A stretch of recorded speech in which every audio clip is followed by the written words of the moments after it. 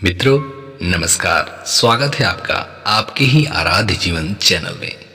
मित्रों, क्या आप जानते हैं कि शंकर जी महादेव कैसे बने? शिव जी का असली नाम महादेव नहीं है, भगवान शिव कहते हैं या फिर शंकर कहते हैं, लेकिन महादेव के नाम से ज़्यादा प्रसिद्ध हैं।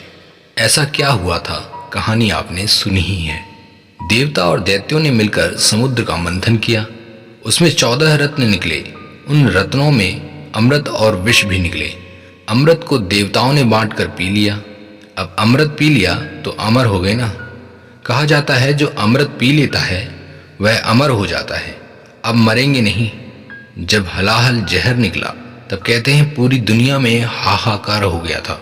उस जहर का तेज इतना था कि सबकी सांसें बंद होने लगी थी। लगा था कि कुछ ही देर में सबकी मृत्यु हो जाएगी। कोई भी देवता जहर पीने के लिए आगे नहीं आए। देवताओं ने अमृत तो पी ही लिया था, तो मरने का क्या डर था। फांसी लगाओ चाहे जहर पियो, अब थोड़े ना मरेंगे। फिर भी उन्हें डर था।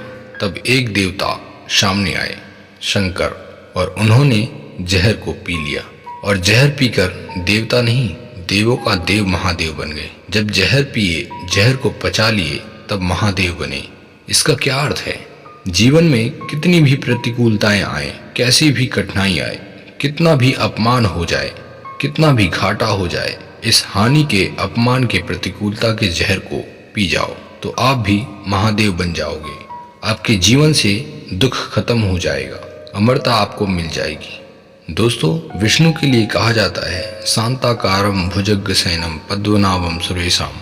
क्या आप जानते हैं ऐसा क्यों कहा गया? क्योंकि विष्णु उस 1000 फन वाले शेषनाग पर मानो इस प्रकार सोते हैं जैसे उन्हें किसी भी प्रकार का भय न हो। हिम्मत और धैर्यता विष्णु का लक्षण है, जो कि सर्वव्याप्त है। विष्णु का अर्थ होता है महान व्यापक। सांप पर सो करके जो शांत रहता है वह महान होता है। इसका अर्थ क्या है? दोस्तों, एक संदेश है इसके पीछे।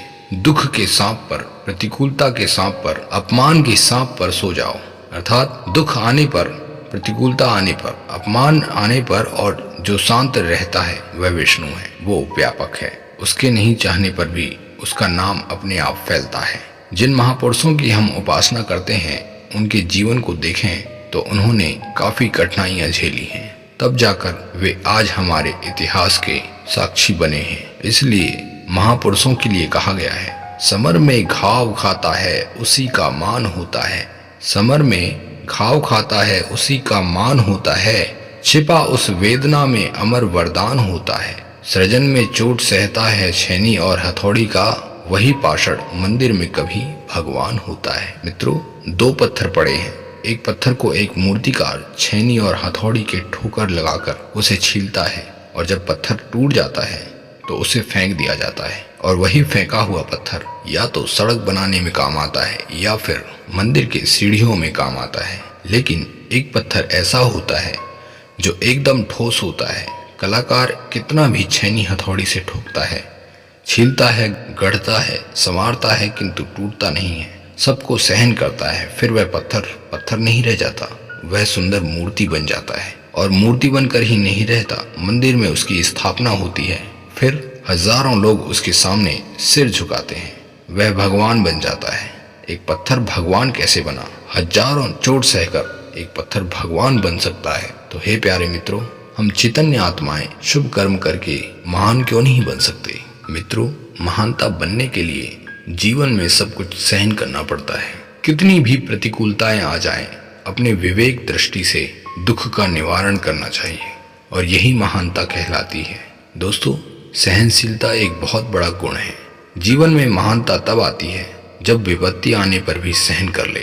जो कहता है कि मैं किसी को नहीं सहन करता, उसे जिंदगी भर सहन करना पड़ता है। जो शुरू में सहन कर लेता है उसे फिर किसी का सहन नहीं करना पड़ता।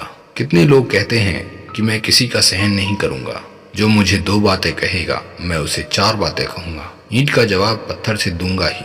बहुत बड़ा बहादुर मानता है अपने आप को।